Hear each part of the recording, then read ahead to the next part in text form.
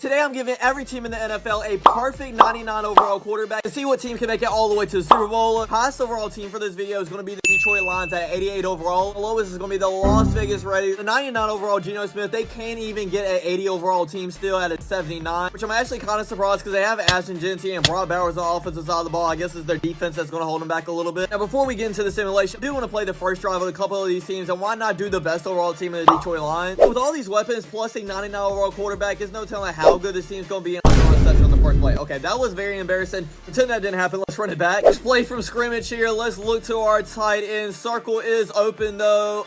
Oh my God, another pick. Wait, what am I doing right now? Lock in. Oh my God, this is so embarrassing. A 99 overall quarterback and already threw 2 interceptions. Let's try this again. First play from scrimmage here and throw it. I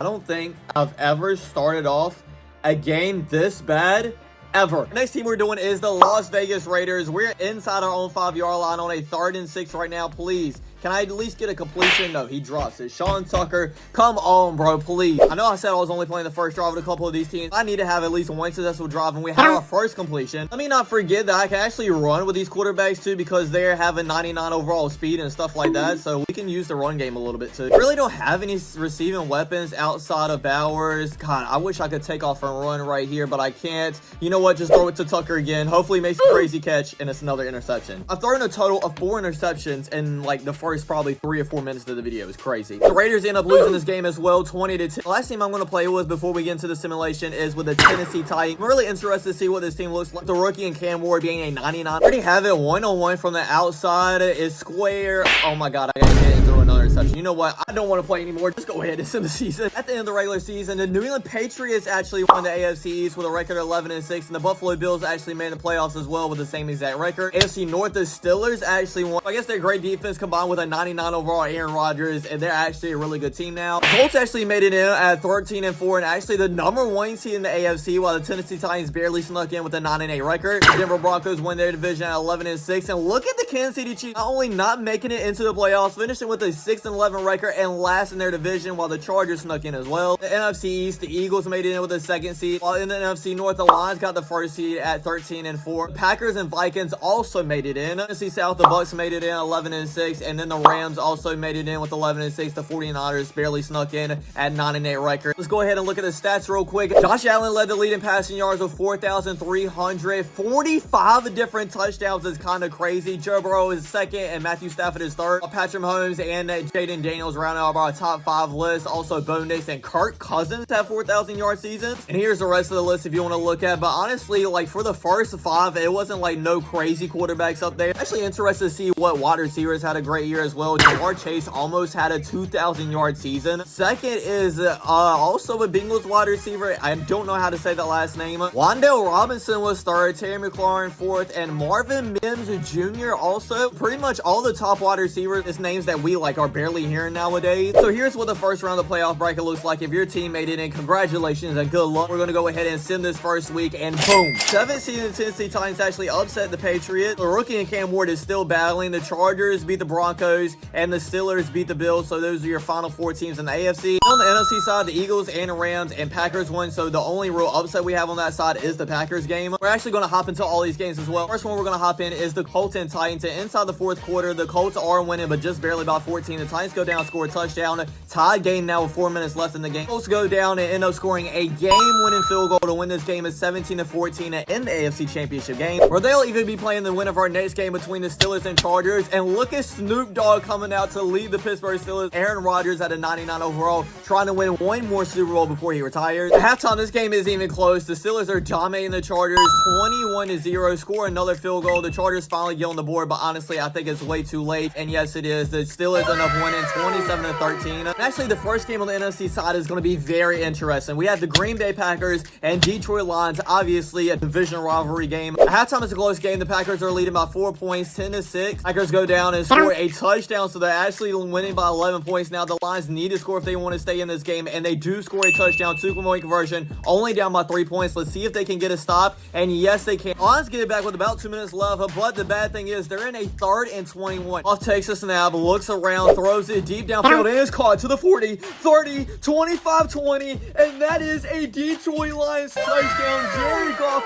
just made such a clutch throw. Honestly, they probably just win this game. I mean, I know the Green Bay Packers have a minute left, but oh my God, that was so clutch right there. I can't just believe that just happened. Now the Packers have about a minute left to go get their own touchdown. They're already at the 50-yard line. 2 timeouts, 56 seconds. Love throws it deep downfield. Oh my God, the Lions defense actually about to sell this right now. 3rd and 4 now, 34 seconds left. He throws it over the middle of the field and it's caught to about the 12 or 13. They score a touchdown right here. That would be game. He throws it to the outside and gets tackled inbound. That's going to run even more clock off. Love throws it in the end zone and it's picked.